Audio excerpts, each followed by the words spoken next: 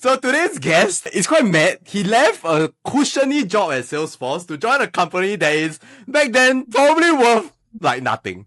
No playbook, no customers, and he was employee number 1 in Singapore.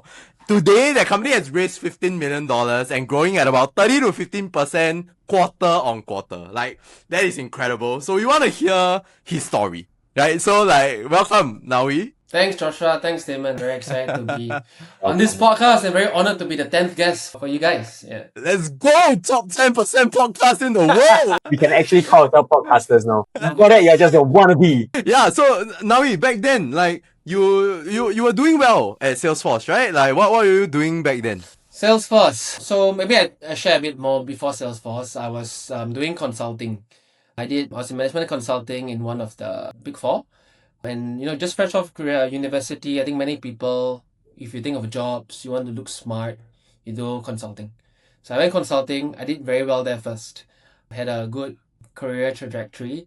And then there's this opportunity came up, which is Salesforce. And at that point of time, sales is like how do I explain? But, when you think about sales, you think about like very salesy people, right? You think there's this stereotype of sales. Yeah, exactly. And there's this stereotype. Yeah, sell me a pen, right? And I think as a Singaporean, branding or brand name is a lot of times pulling you away from opportunities. But Salesforce was a B2B company that was selling a software. At that point of time, software as a service was not a big thing. So many people don't know what SaaS is. The first time I heard about SaaS, the only thing I know about SaaS is a SaaS attitude. I don't know a SaaS as a software. So I decided to go to Salesforce. And when I went to Salesforce, actually, it was a very different trajectory. One is consulting. And then in Salesforce, what I did was business development. So I started first as an associate. Many people don't know that when I left PwC to join Salesforce, I actually took a pay cut. Yeah, so I wanted to go one level down.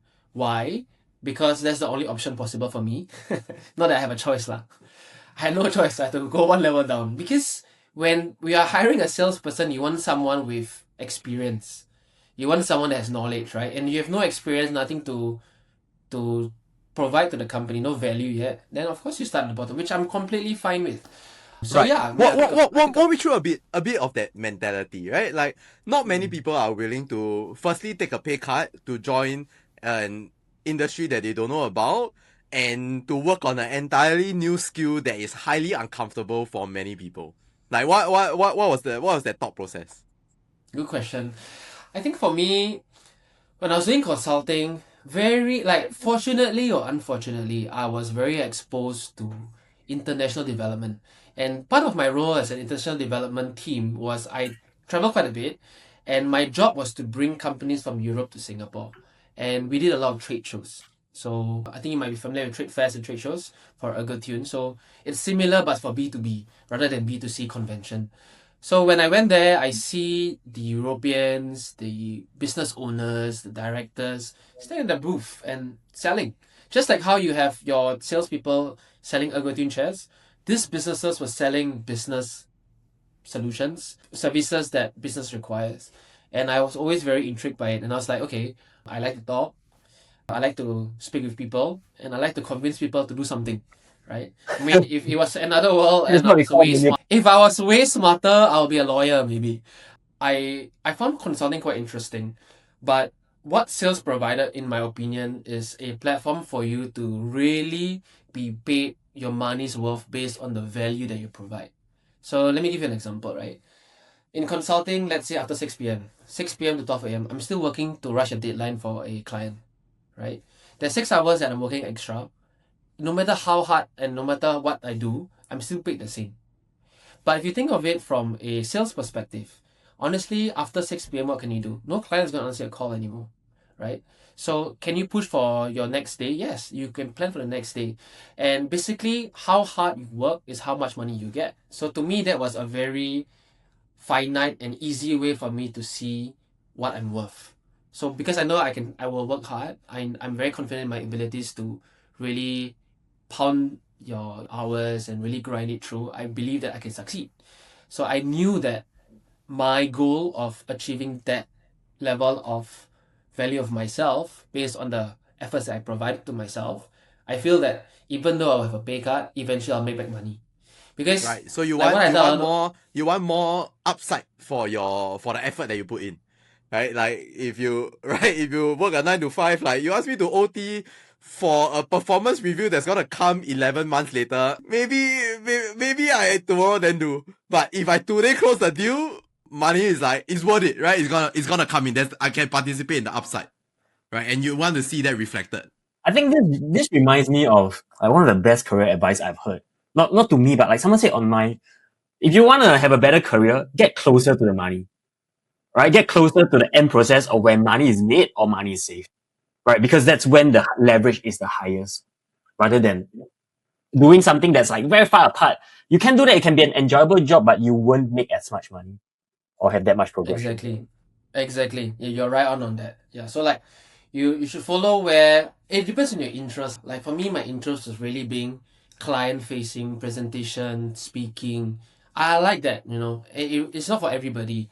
And it's a high risk. Sales is high risk because sales is one of the only jobs that you can be measured on a very hard metric. And what's the metric? Your numbers. If you don't bring your numbers, you're not doing well. It's as simple as that. I can be the best talker. I can be the, most good-looking person, whatever, right? But if the numbers don't come in, Amongst the three of us, you are. Who is the one that will be more successful in sales? It's probably you, bro. Yeah, Like that is not true, bro. the comeback gives it away. no, you know why? No? If I have to put my money to where who is the richest here, it's definitely not me. It's not me. So yeah. That's another way to look at it. So now you are in Salesforce and brand new job, brand new career. At the start, you know nothing about sales except people have told you that you are good at talking. Right? Like how was that whole learning journey? Because you're entirely new. Did people support you? Like how did that go? They were shocked. Yeah, because like when I was in PwC back then, I had a fast promotion, right? Like, and a fast promotion in an MNC, like in the Big Four, is not easy to come by. So you have to imagine in the big MNC when you want a promotion, right? It's not I cannot make my case on. It's a partner has to make a case for you, and the partner will only have a bit of interaction with you. But they are fighting resources and that placement across the whole organization in the MNC. So it's not easy lah, right? So I think from that they were shocked in a sense because like they pushed for it and then I got a promotion and then I was doing quite well. So why would I leave? There was no reason to leave, right? But back then I just found an itch where I really wanted to sell. I always wanted to sell. I was thinking of doing real estate or maybe doing insurance. But Singaporeans, like we are very we follow what people say you should do lah. Not many people are like the both of you. Do your own company, make it, Not many people. Like a lot of people like me, I'm very scared, right? I care about what people think. So what people think, they want you to go to investment banking or consulting ma. They don't want you to be a salesman. No Singaporean would say, hey, join sales. Nobody. It's like doctor, lawyer, that kind. So like for me, like when I joined Salesforce, that's where I felt like, hey, you know what? Salesforce at that point of time, was the number one best workplace to work in Singapore for I think 5 years in a row. So yeah. So that was what pulled me. Then I researched more about Salesforce. Then Salesforce was like the number one SaaS company in the world. So it kind of helped me bridge that gap, which is that I want to do sales that maybe there's a stereotype on, but then I'm joining a big brand, which, Singaporeans, you see big brand, they're like, oh, okay, this person got it, right? This person knows what he's doing. So to me, it was a bit of an easier way to go in, which is why I was okay with a pay cut because like, I felt that like, I wanted to follow my passion. And my passion really was to try to go into sales. And I felt that, one day I want to be a leader. One day I want to manage a team. And if I want to manage a team and I want to lead a team, right? This is my point of view. Maybe people don't agree, but my point of view is always, if you want to lead, you must first be able to follow, and you must be able to be rolling a sleeve and doing the dirty work first. Which is why I wanted to start from the bottom. I really wanted, so that I know one day when I become a leader and a new associate come in, I can tell the person, I've been in your shoes. I know what you feel. I can empathize.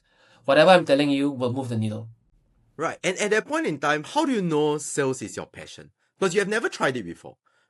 right? Like, were there instances where you have done it? Or was it really something that you feel that you can do well? Because like in school, everybody say that I talk a lot, right? There's like, wow, you should be in sales, bro. If you are in sales, you confirm make a lot of money, right? Or you be a MC, right? Just go to weddings and help people conduct wedding dinners. Yeah, and I always thought that I would be good in sales, but I've never like really tried it. What made you really believe that like sales was kind of your passion? To be honest, I also didn't know whether I'll be good in sales.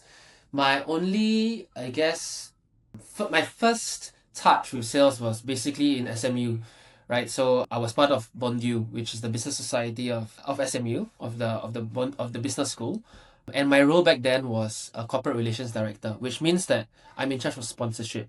And sponsorship in school is basically my job is to find money for the society. So to find money is I sell the school. So when I did that, I actually did them well. Like I scored the highest value in terms of cash in kind, most number of logos. I created a sponsorship like system that until today they still use. So that's when I was thinking, actually I'm pretty good at taking money from people. Like, damn, right? yeah, when I get the signature on the paper, like it feels crazy. It's not just the money, it's just that feeling of the signed paper. Yeah. Right. So that's when I thought, but I don't know, right? Because I was in consulting, so I just felt. But you had a glimpse of it, right? You had a glimpse of like this is what sales feel like, and that adrenaline, that dopamine of like when it hits you, when like oh my god, like people saw the value, and it was because of me. Like I pitched it, and people could see the value, and they signed on this. And you went over to Salesforce, right? You were in Salesforce, and you were thinking, okay, I know nothing about SaaS. I need to learn this whole B2B selling thing. In my whole life, the only way that I know sales is my friends becoming insurance agents and they try to sell me insurance, right? I got no other benchmark, right? Let's assume like that's your feeling true. when you first appear at Salesforce, right? How did you learn this role? Like how did you get good at this? Okay, so when I was an associate, right? Do you know what's my job as a business development associate in Salesforce? By the way, do you choose to start lower, or was there an opportunity for to start higher? There wasn't a choice. There was no choice. I started from the bottom, no choice. So this was my job. My job was, okay, so let's say you are one of the AEs. So now Joshua is selling to territory. AE is account executive. Yeah, so he's a BD manager, right? Joshua is that the lowest? Give me a sensing. Bro, we come from everybody choose their own title type of company, bro. Like give me a sensing of where AE is. Account executive would be your sales manager lah. Your sales manager for your accounts, for your team.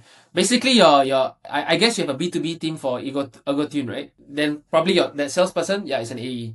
Okay, so it's the most it's the foot soldier in the sales organization. Yes, correct. Yeah. So this salesperson, imagine now you want your sales. Let's say I'm working for you, EgoTune, right? You want me to penetrate into maybe government industry, right? So now I'm trying to sell into the government. Now, when I want to sell to the government, okay, government not good example because government is a bit different. Okay, let's say you want me to sell into the tech industry environment. Okay, so you want me to only sell to tech companies. Okay, so now I'm going to sell to tech companies. What I need to know who I should reach out to. Correct. I need to know who's working at Shopee. I need to see who's working at Lazada. So you know what's my job? My job is to go into Shopee or research about Shopee and just find contacts. So find you're a LinkedIn scraper. That's your first role. You're the person that like, hey, want to connect on LinkedIn? Correct. Okay. So I create contact, and the second one is I do something what we call deduping. What is deduping? Deduping in your CRM. So CRM is your solutions like Salesforce or HubSpot. Let's say Joshua comes in, right? Or Damon comes in.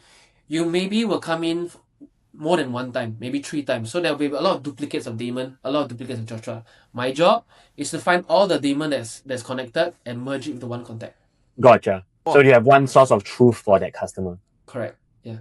So very manual, right?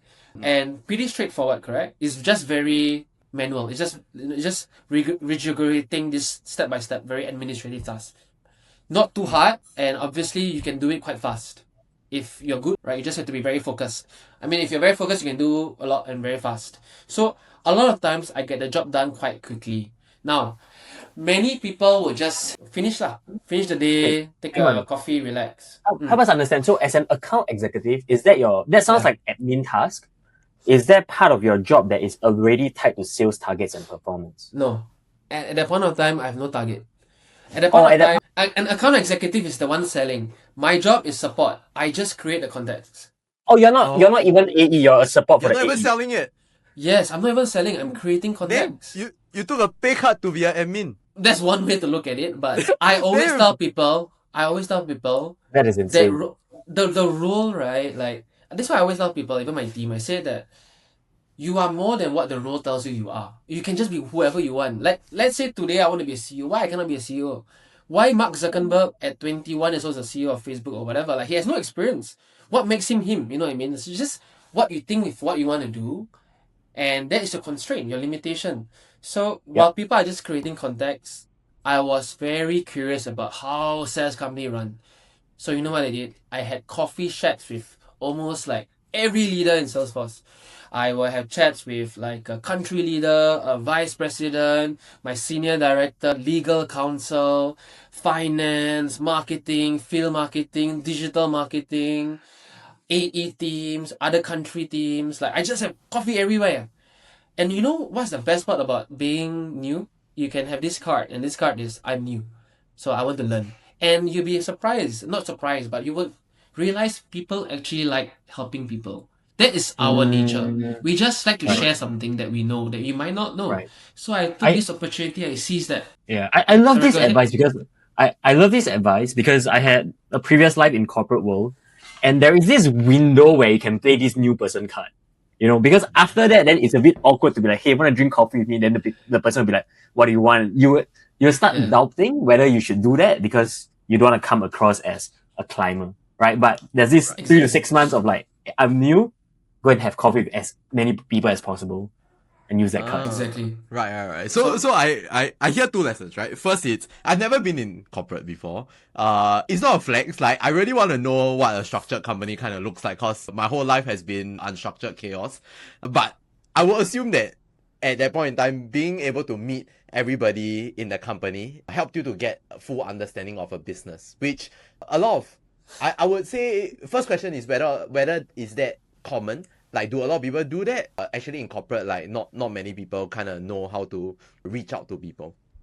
I think the second thing that I found very interesting is that your ability to kind of see, like, okay, I'm new here. I want to know what are the projects that I can do that is going to impact the company. Right, and as a new employee, I think most of them, we are kind of stuck to our job roles, right? I tell you, you are digital marketing, right? The moment you see your ops team struggle or your customer service team struggle, oh my god, not my problem. Or you don't bother to figure out what is the thing that's keeping the founders up at night, right? Because the moment you do that, it doesn't matter what role you are hired for, right? You will immediately propel to the top and be like, okay, like, this person is gonna help us solve this problem because it seems like this person knows what he's saying, right? So I thought that was incredible that you already knew this from joining this so early. Yeah, I mean, for my side, like, I didn't do that with any intention of, like, you know, being someone that knows, like, I was genuinely coming from a perspective that I really just didn't know what sales is about. And I'm really very curious to know how business runs and how a business is structured and why got so many people. Like, why this company got like 50,000 employees? Why does the company even need 50,000 employees? What do they do? Hey, I'm a stakeholder of Salesforce. I have a good portion of my net worth in Salesforce, but I still don't understand what they do, to be honest. Yeah. So for me that was really it. And that was like the free MBA for me, man. It's the free MBA. Like, you just interview the leaders lah, and they're very happy to share. You ask them what how they do things, what is their day to day, what is their role, how does this team work with this other team. Then slowly but surely in this like very short time of 3 to 6 months, right? You know, like, people usually in the start of I always tell people when you join new company, learn first, understand first, then add value. Because once you start the grind, you got no time already. So what that gave me was a very, very strong foundation of how to run a SaaS company and how my role as an associate fits a larger part of everything. So while we look at it as an administrative role, this role is super important. Why? Can you imagine my time every day in 8 hours, I'm finding contacts. If you ask an account executive or BD manager or salesperson to do the 8 hours, these 8 hours could have been spent meeting more clients, closing more deals, pushing your deal across the line, getting more conversations going, speaking with your partners. These are the things that you want them to do more. So these The back higher end value things, work. if they are doing it, then they're wasting their time. Not wasting their time, but it's not the most efficient allocation of resources. Right. So when we So- do it this way, then you realize and you see, wow, actually what Salesforce did, it was that they create a business machine, like a factory. Every sales role was decoupled and they broke down every layer. And when I understood that, right, then I understood, okay, this is how you run a business. And that became like my, I guess, trajectory and how I added value in the next promotion, and then how I got into flow. And that started So everything. for someone who's listening to this, okay, your advice is spend the first 3 to 6 months, play that newcomer card, learn as much about the business as possible, how it all ties together. But at some point to get promoted, you need to start adding value and proving your worth. How does this knowledge scaffold into your day to day, and how do you start doing, like you said, more than what your role asks you to do? Good question. So I always look at it this way. My job back then is always this. This is number one in my head always is how do I make my boss worry less about me and the team? That's it. Because even as a Great manager now, advice. the only thing I want my team to think about is how can they make me worry less? Because if I worry less, then I'll be so happy. Like on a manager's job, right? Like you have people management, you have business management, you have client management. There's so many things. So what you actually don't want is you just don't want to worry about your teammates. So my job always is just okay, how can I help my boss to make him not worry and just make him shine? So that was always my game. So I always, I was very close to my managers. I understood what they're trying to go for, and then I would just help out. It's not with the intention of like, oh, everybody listen to me. I want to wayang here, wayang there. It's not. It's just like what my role is to make my boss look good, so that if he looks good, my team looks good, then we all look good. Then we all make the business run, right? The value that we create. And in that same time, while doing that value, if people know about my name, know about my value, then it's a win-win, right? I make my boss happy, I make myself happy. So a very big part of what people don't realize in promotion, no matter how good you are, is that visibility is important. And how do you get visibility? It's not by raising up your hands and like, hey, I want to do this CCA. Like, in MNC, there's this thing called CCA, like extra stuff. Yeah. I had to What is I that? had to organize corporate. I remember what I did. I had to organize a year-end party when I was working in a Why? bank. Like, You know, the are you paid year-end extra? No, no, it's Are a you paid CCA. extra? It's a CCA to Oh. get you visibility. Oh. Yeah. But Interesting. Navi, I love this advice because I wish you had told me that when I was working in corporate. Because I didn't understand that. I thought my job is to do my job well. Right? And I thought if I do my job well, I'll get promoted. But really what you're saying is that's not enough, right? Doing your job well allows you to keep your job. To get promoted, you really need to be aligned to what your boss cares about, right? And that is what gets you visibility. That's what gets you leverage, right? And then you Right. focus on that, right? Because that's when you can help your boss sleep better at night. That's how you get promoted, right? Just doing a job well doesn't help your boss sleep better at night. That's Exactly. baseline. But do you think you'll do well in corporate? Knowing what I know now, I think yes. But back then, I wasn't mature enough. You know how to gain I- visibility, I think corporate cannot afford both of you, so I don't know whether that's the best. Right. No, I always wonder whether or not we will thrive in corporate. Because I think I don't know. I don't think we know how to play the game. I feel that there's a game here of like I want to raise my hand and do the visible things, but I don't want my peers to be angry with me. But like I want to get promoted, and only one person can get promoted, and like I don't know how to navigate this whole like thing well. But different. I feel like for you guys having built a good team to what it is today, like people will look at you guys like anything you all say is like times 10 already. It's really. That's the value I see from operators that build companies. that if we see people like you guys join corporate, like whatever you say, whatever you do, has a lot more weight, and that weight in itself is the visibility. You don't need to play the game, because playing the game is like, it's not really game lah. I don't call it game. It's just about like real value. You already proven value what both of you. So it's like from people, whatever you all say, people will just listen. Like it's like people would love to be mentored by the both of you. You know. So it's like in a corporate world when you are nothing, because the brand is the brand. You are just yourself. You don't have anything that is beyond that brand. Then you have to do this visibility, show that value, so that people will start getting it. You start building an influence, and then as you start building an influence, you build that value. That's how you grow lah. But if Right. I always tell people, right. Go. if I tell people this, like, no matter how good you do a job, but your boss don't know what you do, and I tell you what, bosses don't know what people do. 100%. If the boss don't know what you do, the boss don't know what you do, then no matter how hard you work, right, you will never get anything. So you must That's why during year-end review, right, everybody suddenly damn hardworking. Like, need to dig out everything that they have done for the year and try to log it in. Like, I did this. This is all my numbers. Yeah. I mean, having been on both sides, here's a reality, right? Again, when I was an employee, I thought what I need to do is do my job well.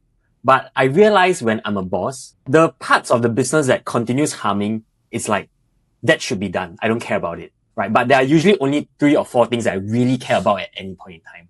And people who are doing that, those I think are the highest leverage things, are people who would get the attention. Does that make sense? Like, if operations is continuing running and it's not giving me problem, then okay, it's people who are just doing the... You're paid to do this. Yeah, you're paid to doing the BAU, you're not going to get promotion, even if you do it well. Exactly. But if I have an initiative, what I'm trying to do this quarter is to, increase ops efficiency by 30%. People who work on the high leverage thing is going to be getting that visibility.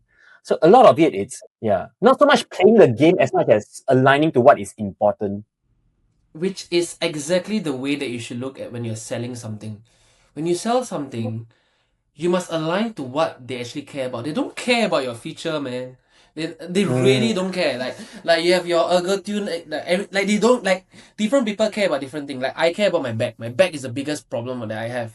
So like if you want to sell to me, you must focus on how the chair will really support the back, for example, right? But what most of the people do, like the BAU, if you're a salesperson, I would say, okay, this chair got A, B, C, D, E, F, G, but I don't care about the wheels, I don't care about the color, I just care about the back.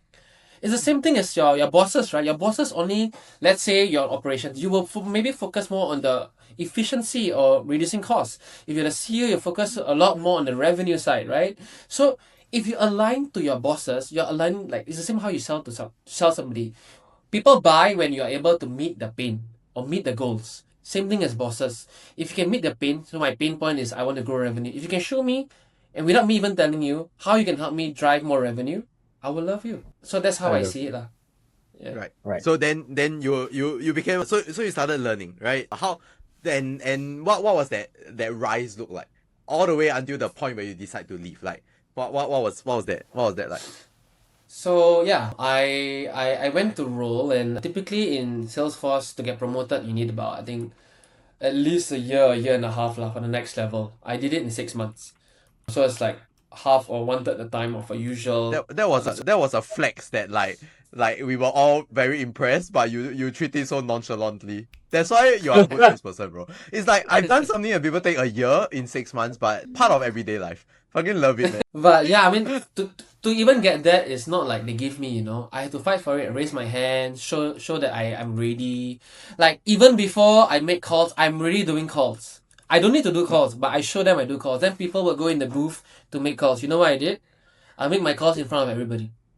And I'll talk very loud. Like, hey Joshua, are you from Agatune? Hey, this is Asnawi from Salesforce.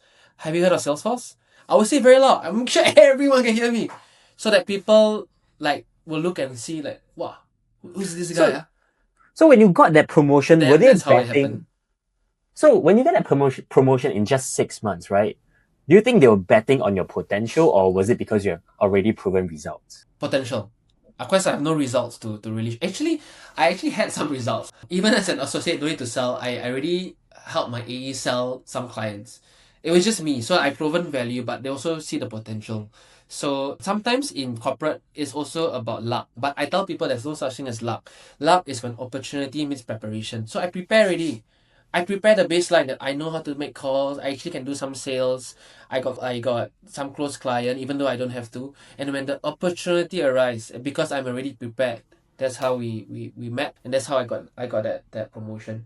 Then same story lah. From that story, I focused first on inbound. Inbound means, okay, if Joshua comes in as a lead, then I call. Then in less than a year, promoted again to do focus outbound as a lead. Outbound is different. Outbound is Damon didn't come in as a lead, but now I'm going to reach out to Damon. So it's a different approach. So I transitioned to that. And then from that experience, I was just growing in my career. Then just so happened at one fateful day in September 2021, not September, I can't remember when, like I think mid-year or something, the founder of Slickflow came in, Hanson. So Hanson reached out to me, thought I was a good fit for that role in Slickflow. And I didn't even go through an interview. It was just a chat with me. And then I just chatted with him, talked about, like what I think he's building is good. Omnichannel is a big thing for a lot of people, even though I was in Salesforce. I wished him all the best. I gave him some ideas. And then from then on, he wanted to chat with me again. Then he chatted with me again. I told him, okay, look, I'm not applying for a Slickflow, but I just want to give you something I prepared. So I prepared for him a three pages deck. I would encourage you to get your team to use this 3 deck to sell. Because he showed me what he did. Then I tell him, use this 3 instead. Synthesize it. It's too much deck at the point of time. People don't want to see so many slides. So just 3 key things. And then I show him, this is how you can tell your team to sell. Then when I did that, I think he really liked me. Then he said... That is another golden nugget there. Like, you're getting a job not just by interviewing, but by showing you can do the job. Right, you're like, it's almost like giving the person a lead magnet. Like a PDF you can download on LinkedIn. It's like, okay, this is how I show you I can do my job. I love that. Yeah. And wait, but why did you do that? Why did you do that at that point? Like, you weren't even looking, right? Like, were things were going well at Salesforce, right? Like, yeah, why help this random founder? Like, you have much better things to do with your time. Why do that at all? Because I felt I had learned so much from my masters in Salesforce. All my 老师, all the leaders they teach me so much. Then I learned so much. I have so much information that I just wanted to help people. Like, I learned so much from them. It's crazy the amount of coffee I had, right? But I tell you one thing about the leaders in Salesforce. Wow, I think they are some special guests in a lot of coffee places. They can go in there and go out, right? Don't really give card. I don't know how they do what? that. Yeah. I'll go with them coffee. They sit down, like we drink has coffee. A corporate account? I don't know. I just met with him and he didn't pay. I was just like, what? This is another level. He just did this. He expecting you to pay, bro. Then the coffee place is like, eh? Then they just both left. Like, I don't know how that works, but I was like, yeah. Anyways, so yeah, I just had a lot of things in my head. I've always liked to build. I'm a builder. I love building. So a bit of background about me. Besides doing whatever I've been doing, right? I'm very heavily involved in gymnastics. You guys familiar with the sport, gymnastics? I've seen it on Olympics. Every 4 years, yes. Yes. Okay, yeah, yes. the rings, the flips, all that. I've done that my whole life. Damn. So I'm a coach. What? Yeah, I'm a coach. Yeah. Okay. I'm a gymnastics coach. I was a national athlete back then. Now I'm a recreational coach. So on Saturdays and Sundays, I actually teach gymnastics. Since I was Damn, to be honest, I like you less and less. You're one of those people that makes us feel bad about our lives. Yeah. All rounded in every way. Handsome, tall, national athlete, good career. Wow. People like you make us feel bad about our life choices. Okay. Thanks everybody. That's the point. This is crazy. Yeah. I'm not feeling good. Okay, yes. The reason, so I like building, right? So my job as a coach is to build character in young gymnasts. I work a lot with young female gymnasts. So that's when I realized actually I keep reflecting what do I actually like? I like to build. So I always wanted to build my own startup. So when I look at you, Damon, I look at you, Joshua, I envy you guys even more than anything, because you guys had the courage to do something that I've always wanted to do, is to build my own thing. I really want to, but I don't have. I'm not as no excuses lah. You guys got a job, then the golden handcuffs, right? So if I have one regret in life, my biggest regret is I didn't start something when I was in uni, because there's that risk now. Now that I'm working, I have all this, I have a house, so it's a bit different. But anyways, so I always liked building, and when I was talking to Hanson back then, my only intention was to help him build bigger and better. I just want to help people build. That's always been me. So when he came talk to me, I didn't interview anywhere else, by the way. I never talked to any recruiter. I didn't even apply for anything. So I really was not trying to find a job. I was simply just trying to tell him how he can do better. I just like to help people. Really, really genuine. So when I did that, then... So this is where, to your point, Damon, you're right. Like, a lot of times when you want something in life, you must show value first, which is what I also tell my team. Like, before you ask, you show value first. When you show, and then you show, then you ask. Then there's a higher chance for you to get something. But if you don't show value at the start, like, why do I want you? So that was a good point also. Yeah. Actually, the point about you providing that 3 slide deck is incredible, because like when I was hiring for people, the people that gave me a glimpse of how they would do their job when they join stood out in the list of hundreds of applicants, right? Like, and I think Stephen Butler talked about this also. Like, even the channel that you use, like most people, they apply through emails, right? Or the application link online, right? You are flooded in that sea of emails that is going to be there. But what if somebody sent a mail letter? They wrote a handwritten letter and sent it as an application. Everybody opens their mailboxes, right? It needs to go somewhere. But not everybody reads all their emails. And did you see recently, something went viral in Silicon Valley? The way they got investors, startups to pitch to investors, they send their deck in a cake. Yes. Bro, the guy creative. made like 16K from doing cakes, bro. Like, he hyper growth like the cake company. All he did was like, I help you send cakes to VCs.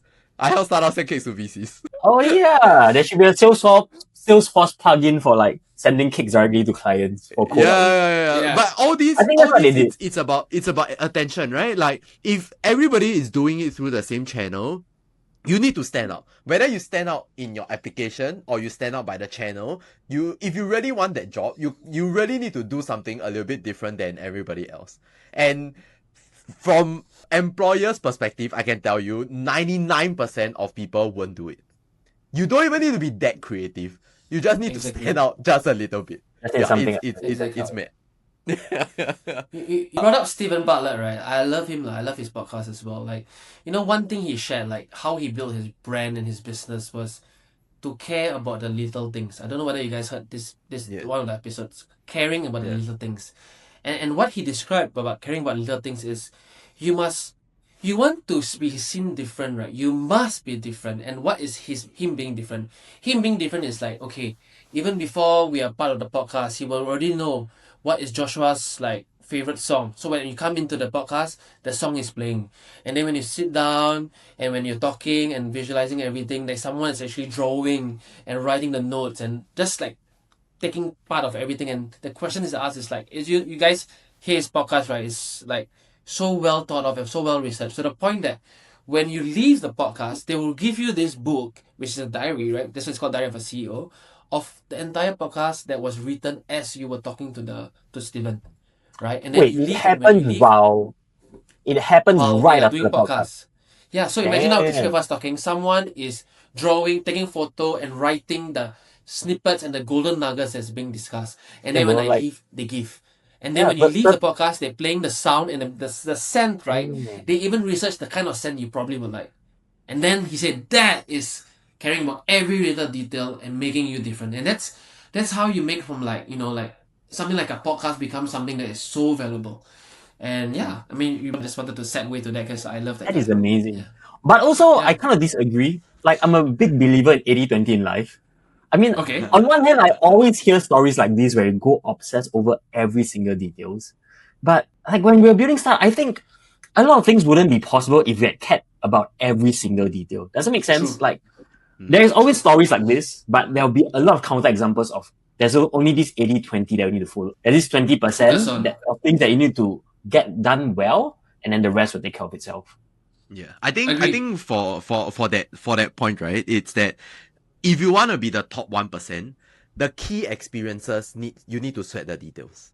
Yes, yes. Right. So for Stephen Butler, because his whole experience is about the guest, how they feel when they walk in, the questions that they ask, and experience that they go out telling other people, because they're all very powerful people, right? If their experience is great, they will then have spread the word, and he will become more and more popular. So in that top 1%, I think that is where you need to obsess over. For a large part of the rest of the business, everything kind of needs to be 80-20. Yeah, I agree. that's what I think. Yeah. Yeah, I agree. Like majority of what I always feel people focus on the wrong things. But the 80-20, I guess for Steven, that 80 was the experience lah. So it really depends on the context of what you're trying to do and what you're trying to sell. But So largely actually, what the Damon said, difficult part 80-20. is applying judgment on where is the part to really obsess, right? We're Yes. obsessed with the most minute Hardest detail. thing. Yeah, that's the hardest thing part. to. Yeah, because there's stories on both sides of like, Yes. don't care too much, care too much. Like really, it is there are certain parts you should care way too much. But finding that is the instinct of choosing that experience that you wanna be like the top 1% in. Yeah. Exactly. But yeah, so like you're at the top of you receive that, you sent out that pitch deck, right? And you already got the hook already. Like freaking the founder is like, please join me. Right. At that point in time, like you will probably do very well in Salesforce, right? Because as a 6 months promoter, already getting a lot of deals, and it's a sales job where your upside is uncapped, right? A lot of money on the line. You choose to leave that to join somewhere chaotic. Walk me through how you were feeling at that point in time. I was scared for sure. I mean, I spoke with my family. I had a chat with my mentor. I had a chat with my boss. How many of And them said don't be dumb? None actually. All said follow what my gut says, and they will support me. Damn. Yeah. So for me, I thought about it like, okay, I want to be like Damon and Joshua to build something of my own, but Right. I don't have the courage to do it, right? So what is the risk for me over here? If I was to do this, technically I'm a founder because there's no brand, no Slick Flow. The first time I always say is like, hey, this is Nawi from Slick Flow. They'd be like, Slick what? Slick Flow. Slick who? Slick Flow. Now it's better lah. Like, this is Nawi from Slick Flow. Oh, okay, the omnichannel company. Yeah. So anyways, yeah. So for me, it's like really building your own brand, but you don't have the risk. I don't need to think about I know for both of you, for sure, you guys are always worrying. Like, I'm not always worrying, but there will be times where you guys are worrying like, can the revenue and the profit make up for the salary of your teammates and all that? You have to think about that, right? You need to think about fundraising. You need to think about money. That's what employees don't need to worry about. Because employees just take the money. But true owners think about, will there be enough money for my teammates and then also my investors? So very different. So I thought to myself, what's the risk in that? I got no risk. I still get paid, but I'm building something on the dime of someone else. So I felt like there was no downside, there's only upside. Worst come to worst, I leave. Then I go back Salesforce or go back to another company. Like I'm quite sure I can find another job. You know, I'm quite confident in my own abilities. I love your the career mentality- choices because if you look purely from the outside, it sounds very, very risky. But you actually thought through about what is the asymmetry for you, and you're taking on things that actually sounds risky, but it's not. So first career choice, right? There are three things people typically optimizes for in a career, right? Purpose, money, and the third one, status, right? So when you left to join Salesforce, actually it was both more money and still high status, right? So the risk while you were taking some pay cut was not that high, right? It was still high status because it was in sales and it was a well-known company and the money was possibly great. So that was taken care of. While it looks crazy stupid, if you think about that dimension, it's not that. Now you're at the stage where you want to optimize for purpose, that sense of building something, right? A lot of people would say starting a startup, it's very risky because you have to worry about money, put your personal life at stake.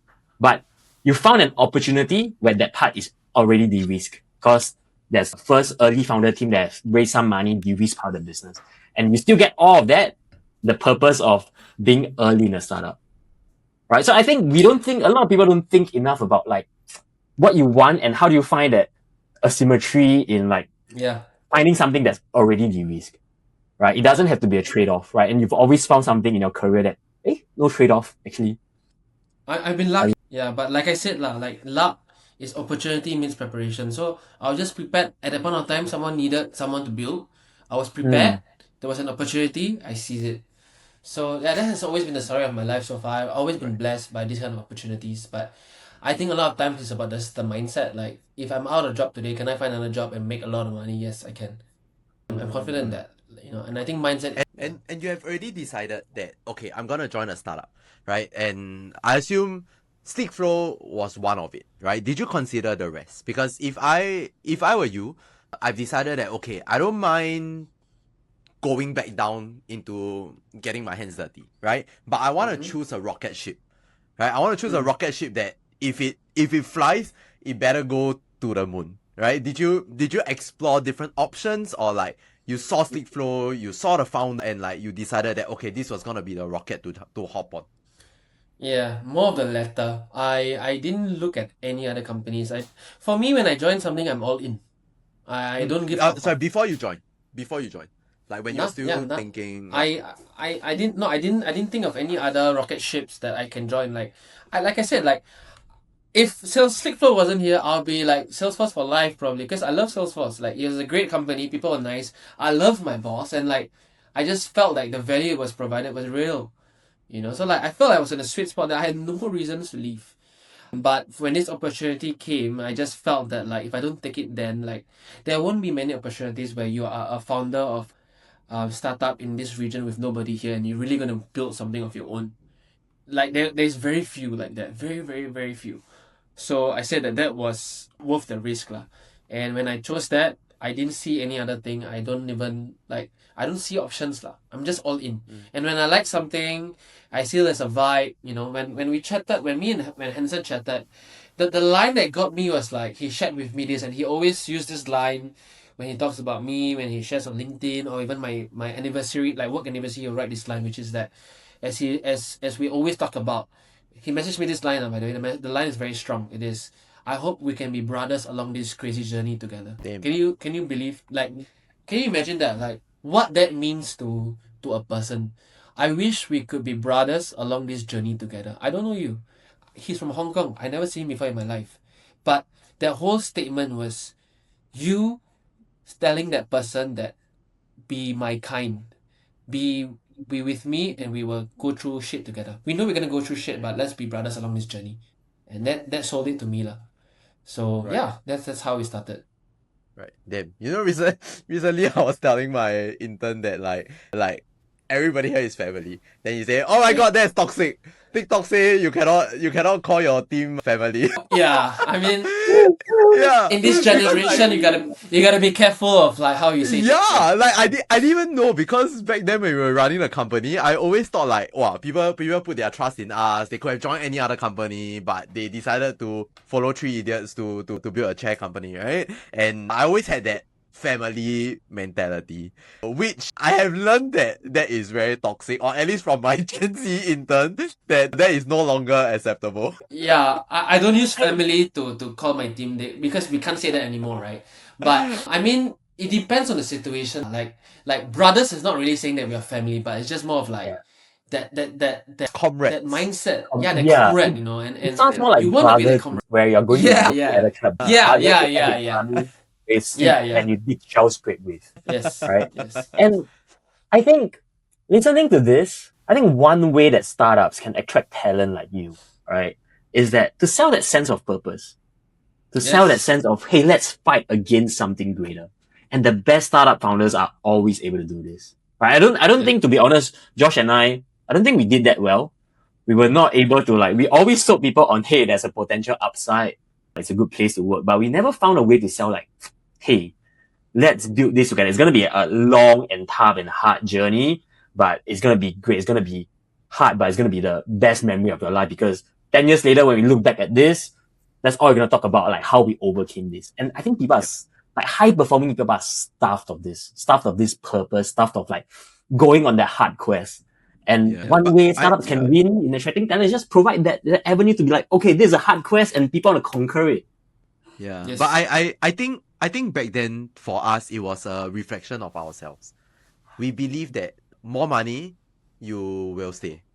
Which is why a lot of the conversations was around compensation, equity, having that sense of purpose was a little bit more fluffy to us back then. Yeah. Right? Like who are we? Like we didn't understand what is this purpose thing. Like everybody's purpose in life is to make as much money as possible and go to the beach retire your in bloodline. Bali and just yeah. But then when we started to run the company, we did learn that money really wasn't the reason why people stay. Like we weren't paying the best, right? We were an e-com company, right? If you join a tech company, you can probably get paid a lot better. But our retention rate was surprisingly high. Right? And that was one thing like that took us many years to kind of understand that like there are a lot of other things that matters when you want to keep top talents. And purpose is probably one of them. We should have developed a stronger sense of purpose that is well communicated to the company, which is one thing that we have learned the hard lesson on. But you said your retention rate was good, right? Like people stayed in the company quite long, right? Yeah, but pipeline not good, bro. Nobody wants to join us. That's why we need a retention rate good. I mean, if I didn't have a job back then, I would have joined you guys, 100%. Well, you have killed it. We'll have 10x more valuation than what we exited for. I will be your hunter, man. Yeah, I'll be your hunter. But yeah, purpose driven, meaningful career is what I push. So I tell people, I think what we really wanted to understand is as business owners, right? Because there are a lot of business owners that are listening to this podcast. How do I position my company in a way where I can attract top talents like you? Because back then, even if I wanted to hire you, I wouldn't even dare to approach you. Like, who am I?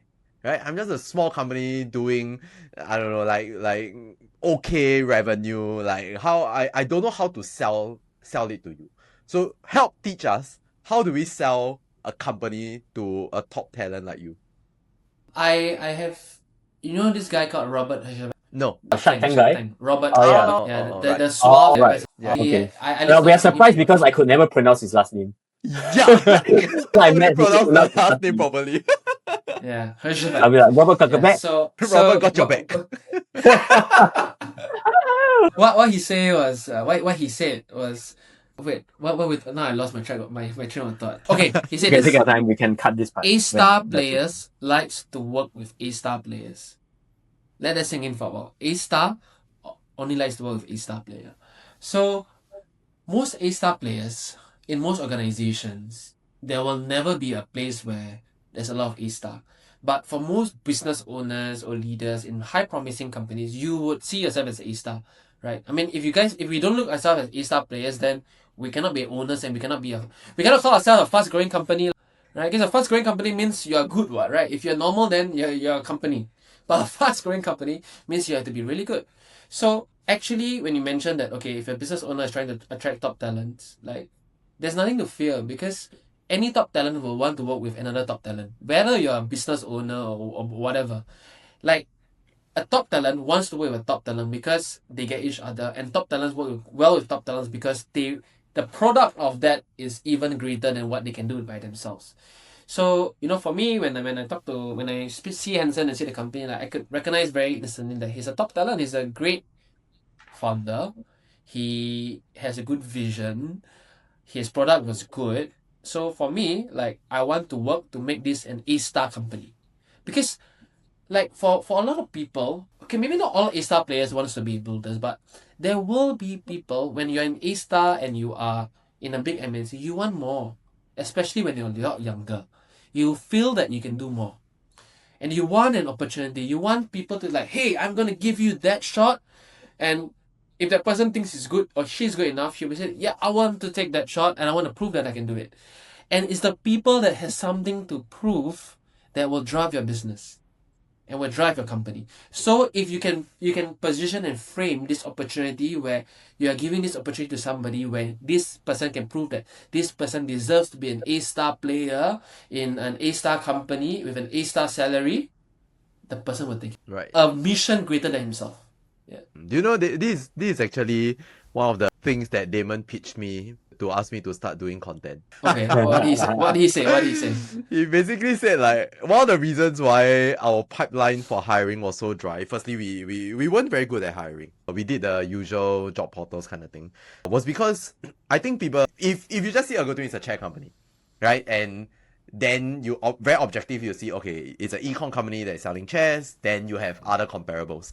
But the whole reason why you start doing content is because then maybe somebody will be like, maybe I want to work with Joshua. It's not even about the company anymore, right? Wherever Joshua is or wherever Damon is, like, I want to work with them to learn their mentality, to learn how they operate, right? And that transcends the type of company that you're in. It's just a vehicle for us to learn, for us to practice our decision making skills.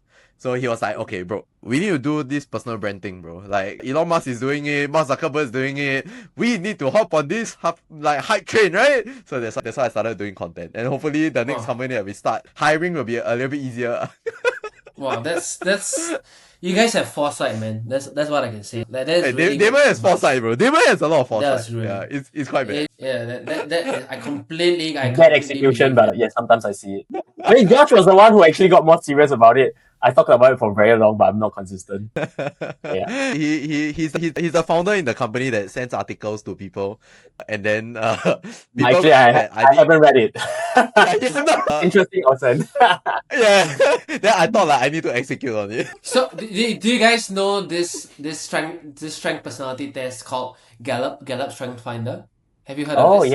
Yeah. Okay, so there's basically 34 traits that most people will have, and when you guys were talking about this is a very typical founder partnership.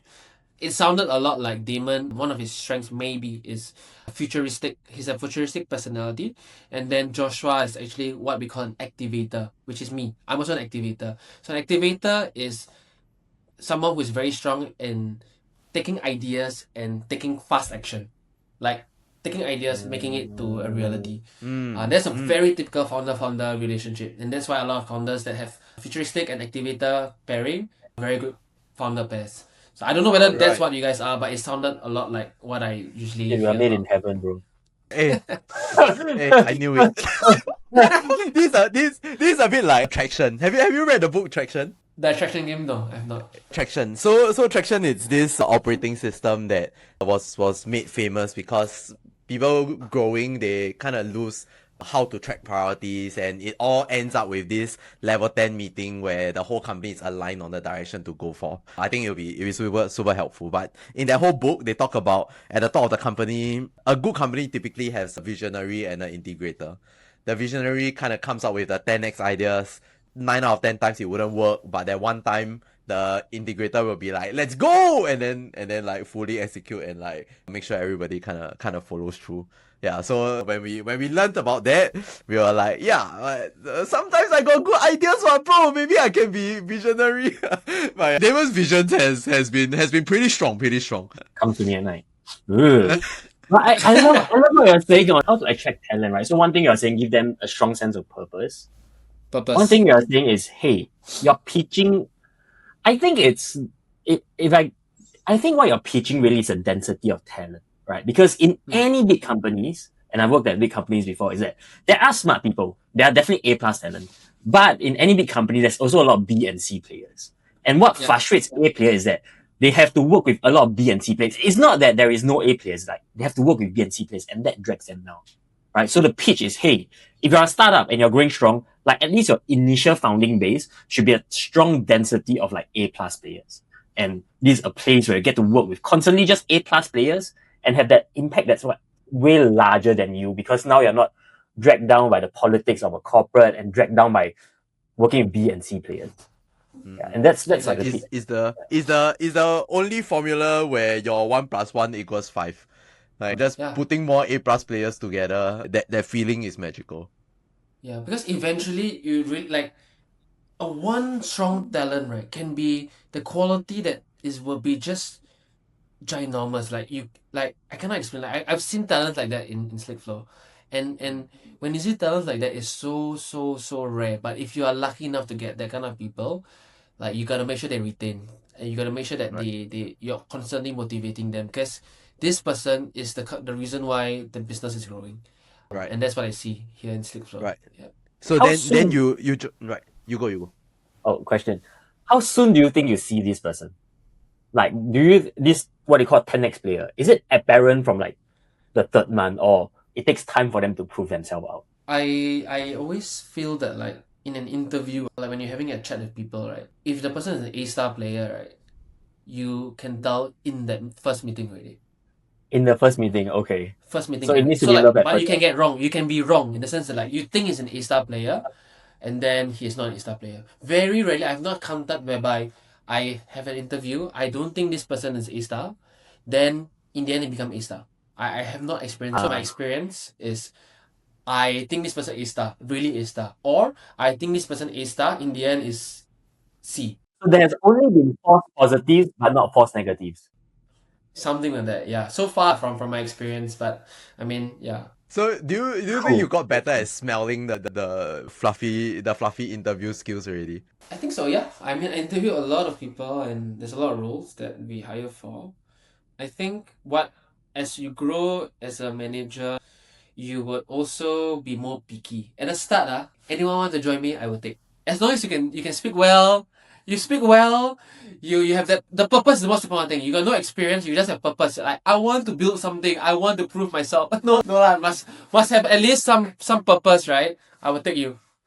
But now it's like more than that. You need to go through like a panel round. You must do a case study. You must do a peer round as well. Why? Because of what I said. Like, I can interview you, can smoke me. I can make you think I'm damn good. But then I realized the best way to test somebody is like, for example, a role play or like a case study. Because if the person cannot even do a role play, or the way they're doing the role play is so basic, right? Then you know this person is a lazy person, for example. Then don't hire this person. It's a red flag.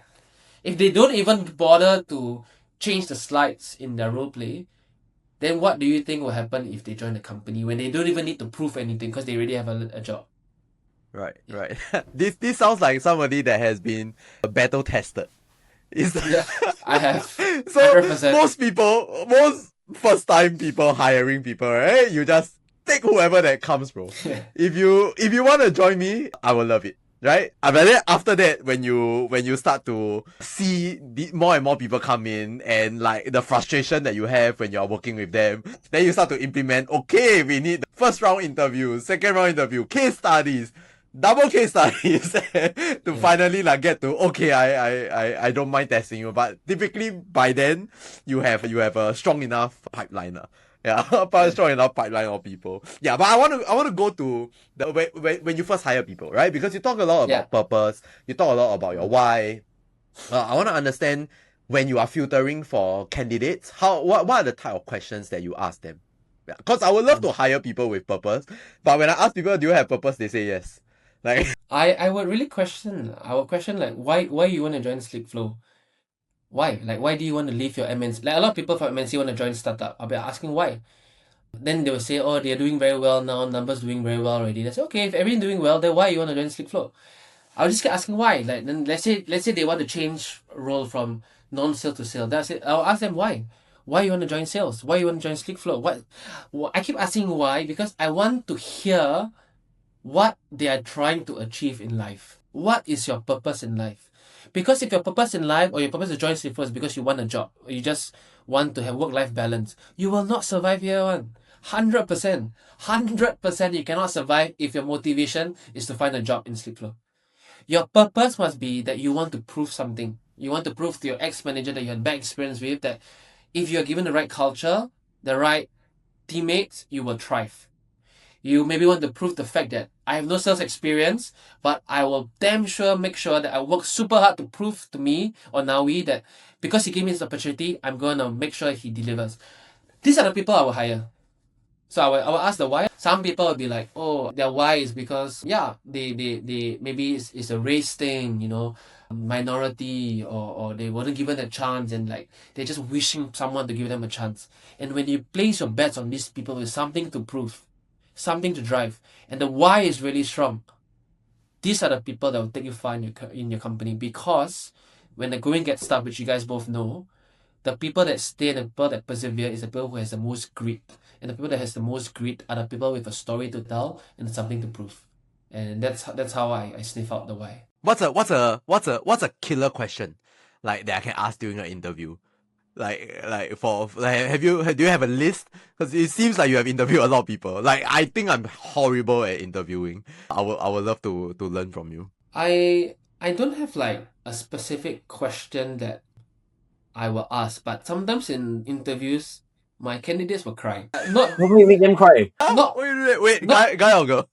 Not that even. Yeah, like you need a not spanking. because not because like they're terrified, but it's because it becomes so emotional, right? So like, I mean, there's no specific question. It's like just really being curious about like you as a person, like who is Joshua, who is Damon, what is Right. driving Damon, why are you doing what you're doing, what are you trying to do in the next 1 to 3 years, why are you working, who are you working for, why you want money, why you want to be rich, why?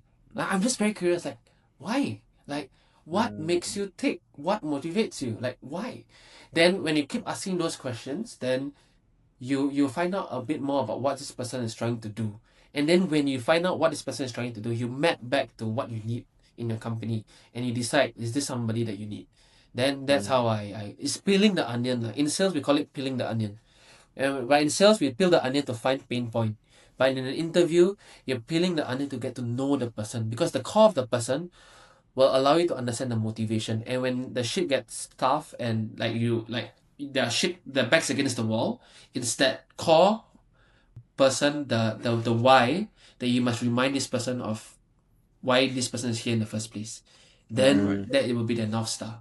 I So I so love that's how this filter of like trying to find people who have something to prove, who have a chip on the shoulder, who do things because they're like, I'm wrong and I'm gonna prove that I'm right. yeah. I'm not sure psychologically it's the most healthy thing. I'm not sure it will lead to happiness, but damn, this is like some of the best hires you can find. Right? People who Yeah. feel wronged. I Yeah. love that. Actually, when I spoke to, because I always try to understand in very tough industries, how do people make it? So in Singapore, your tough industries are like insurance, right? People give a lot of shit to insurance salespeople, but there are a few that just climbs faster than the rest. And when I hear from directors on their most high performing people, typically they have something to prove or they are at rock bottom in life. And as J.K. Rowling once said, rock bottom is the best foundation to start on, bro. Yeah, Yeah. that's Nothing to true. do. I think you should never have, if you want a company to perform well, you shouldn't have subsidies for psychology services. You need them to like stay a bit more motivated, you know. They need to be tuned. Yeah. They have to be unhinged. Like every quarter we have Trauma. a crazy target, in Slickflow. Crazy target. You know what I tell my team? Okay, never mind. This is how I bring my team together, all rah. Okay, everyone come in the room all together. Imagine like this is like you're gonna play rugby, you're gonna fight a war. You say, I know the target is crazy. But do you know how to win a crazy target? You be crazy yourself. That's the only Right. way. If the target is 100, you aim 200. Like, be so absurd that the crazy target becomes normal. Like, and to reach the absurd numbers, you yourself, your mentality cannot be normal. So you must think of yourself as like crazy, like somewhat like a different being altogether. And that's the only way you can thrive. So every quarter we do that. I mean, it has worked so far, thankfully. But yeah, that's how we drive each other in Slickflow here. Yeah, that's a very useful frame because back then when we were trying to do, like we say that, okay, the company needs to grow 100% every year or 200% every year, right? Because you are smaller. You start to think, okay, how will we do what a 10x company would do, right? So like, let's say now I'm doing 1 million. How do we hit 10 million next year? And then once you put yourself in that frame of mind, the type of projects that you think of, the risk that you take is entirely different. From this year I want to do 1M, next year I want to do 1.2, right? You are probably just sustaining and optimizing here and there. But if you want to think from 1M to 10M, you need to take crazy big moves, right? Exactly. And just that frame of ideation helps you to choose the better type of projects to work on. Yeah, That's so a I damn think good point. yeah, like you already doing that with your salespeople is like crazy. But this is my question back to you guys as like owners and founders, right? Because no one in a company will feel more than the founder. No one. Because you guys are the biggest stake, the highest shares, everything is the biggest, you got the biggest stake, right? So That's true. of course you want to have 10 million, right? But I always wonder, how do you communicate that to your team when they don't have as much shares as you, and to them whether it's 1 million or 10 million, I'm not going to 10x my salary. So how do you motivate your people to think the way you do and strive towards that goal of 10x. Yeah. Right.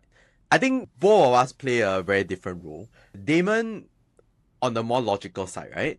One of the things that he implemented was this thing called radical transparency. So what he did was we showed our P&L to the whole company every town hall. And the North Star is the EBITDA.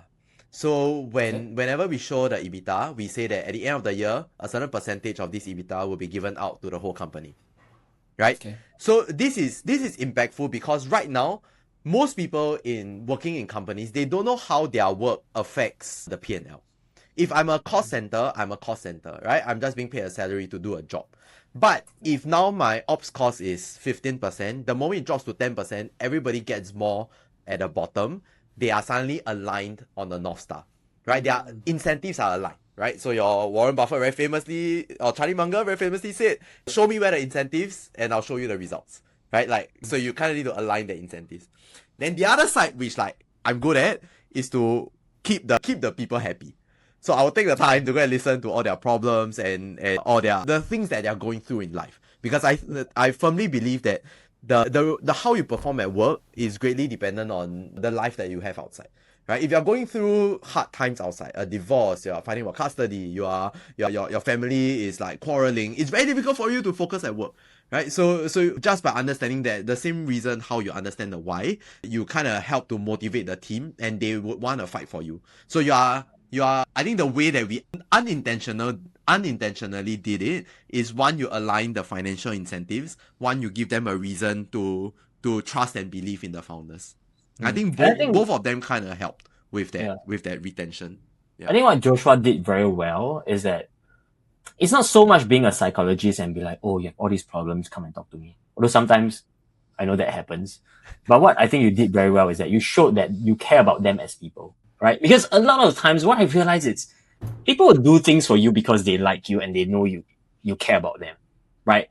So a lot of people have stayed in a job way too long because they feel obligated to their boss, right? Why? Because the boss has been nice to them. They have cared about them as people, right? That showing that you care goes way longer than we think. Yeah, 100%.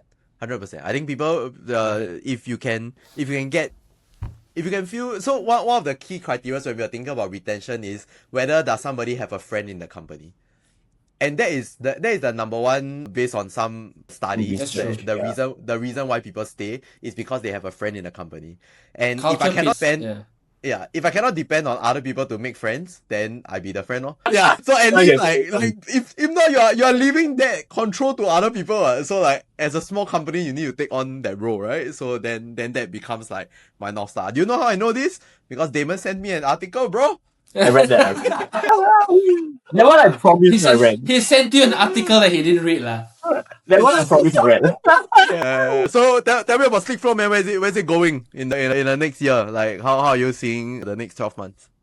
Yeah. So Slickflow right now we're about 180 people across 7 countries. We are now expanding our footprint in the US. So we just hired our first boots in the US just last month. So that will be a big focus for us to grow. We have been quite lucky in the sense that with the whole AI native agenda, the whole AI boom, we sit in that space where if you talk about AI, you think about agents, you think about a lot of chats, right? Like chatbot. But chatbot is not something very new. Like, I mean, chatbot, people know about it since donkey years already. But the way that we are positioning and the way that we're doing things is what we call an agentic GTM workforce that will allow you to have conversations without having conversations through being human. So that is a lot of big words for me. Yeah. Sorry, what is that? Primary school graduate, bro.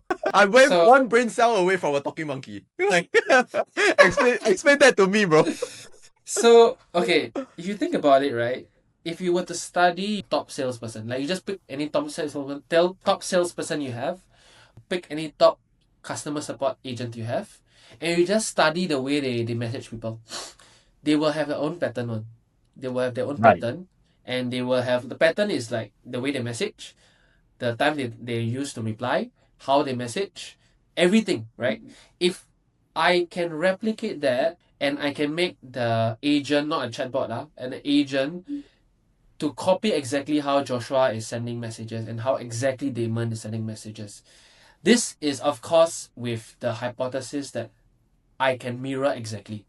Assume that we can. What does this mean to the person?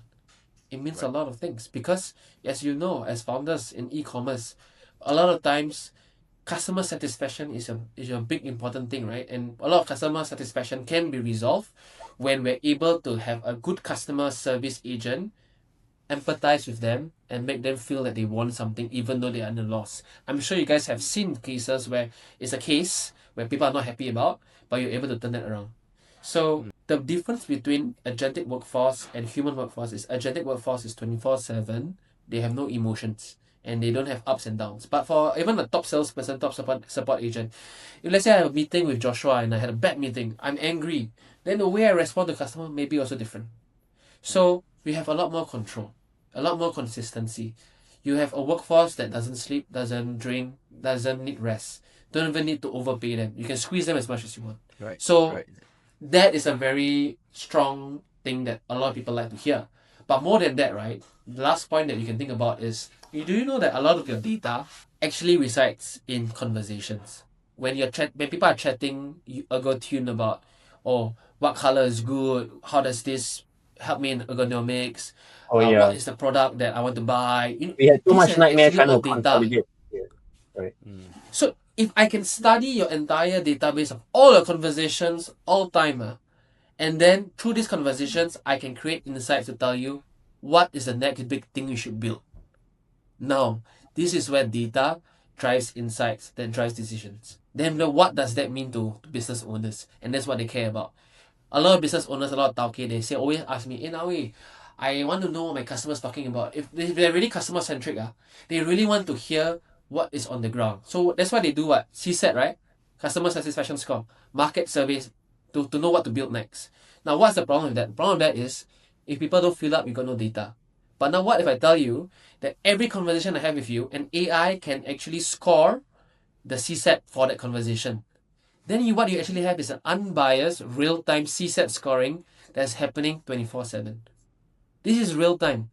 Then, if let's say you want to know what product to build, what if I can see my whole chat history and AI can surface up the next big thing that people are asking for, or the key things people ask for that allows them to close deals, or the key person that is talking to them that makes them close deals. And all these data points, I believe in a lot in data. If you have all these data points, then this data allows you to grow from 1 million to 10 million and from 10 million to 100 million. So that is a very big vision that we sell. And a lot of companies who are looking for growth get excited by that. So we are very lucky that we're in this space. We are omni-channel. We're building a lot more channels to be connected to us. And it's going to really democratize the way that we help B2C and B2B companies go to market. Yeah. Gotcha. So that agentic part is the future of Slickflow, as I understand. I'm really trying to understand what category is Slickflow in, right? Because I think as shoppers, both in real life and in business, we really shop categories, right? I don't shop for Slickflow as much as I'm looking for a customer service solution, right? I don't shop for Klaviyo as much as I'm shopping for an email messaging platform.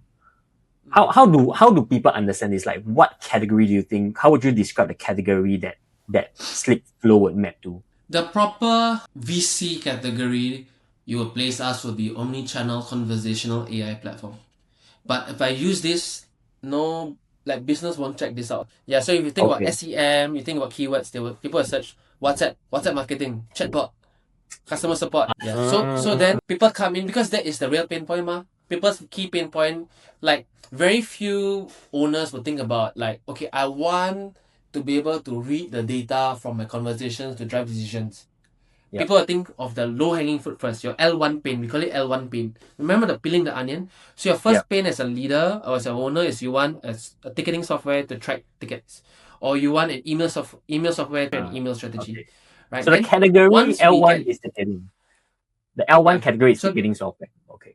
Ticketing, WhatsApp marketing, WhatsApp blast, maybe omni-channel, multi-channel, AI. So now AI is a new category that people search. AI for my company. AI chatbot. Yeah, so that is the category. And then when you go deeper and deeper, that's where we we had to peel the onion to let them see the potential of the agentic workforce. For enterprises, their keyword is different. For enterprises, their focus would be more on, hey, what exactly would be good for me to grow 2x, 3x using AI to do more with less manpower. Yeah, so that's how we see it. Right. I love it. I think chatbot back in the day when we were testing it, it was horrible. But then everybody just gave up using it. I think now the LMs has got to a point where it is actually usable, and Slickflow being in that space is like, I'm super excited for what you can actually do for the business. Yeah. So thanks Nawi for coming on to the podcast. Like I really enjoyed this whole conversation. Yeah, thanks for teaching us on how to attract talents like you. Maybe one day when we build a company, we'll LinkedIn message you again. Dude, you're a cool dude, man. Yeah. Cool. You have We should achieved hang, so much man. in life, both professionally and personal life. Like, I can't believe it. I'll just go and join your gymnastics class, man. Yeah. Yeah, I mean, happy to hang, but thanks so We much. should hang. Yeah, thanks so much for calling me into this podcast. I really enjoyed this chat. I learned a lot from you guys as well, man. And it's an honor. I mean, to see both of you gentlemen like growing a good tune, like the story I read, like how you guys like dupe people to buy something that isn't even there yet. Like I love it because we did the same thing in Slickflow. Like Slickflow last time, our chatbot cannot work one. It takes very long to create. So you know what we do? We record. So what you do? I will send my message to Slickflow. Then I go to Slickflow, I reply myself. Then I go to WhatsApp, I reply Slickflow. Then I go back and forth, I record. Then you know what I did? I trim. So from my message to my own reply, I make it short. So people think it's automated. Then it has worked. Like just now we see. You are not a founder, man. You'll do well. We will see. But yeah, I love your story. So proud of like the three of you and like what you guys built. Like I really am, and you know, like I always tell people that I wish that I had as much courage as the three of you to build something as prominent as a good tune. But yeah, maybe one day. And I hope you guys keep inspiring people because you definitely inspire me. Yeah. Right. Thanks, man. Thanks, man. Thank you. We really appreciate it. That's the part. Let's hang someday. That's the Alright, part. see you. Thanks, guys. Thank you.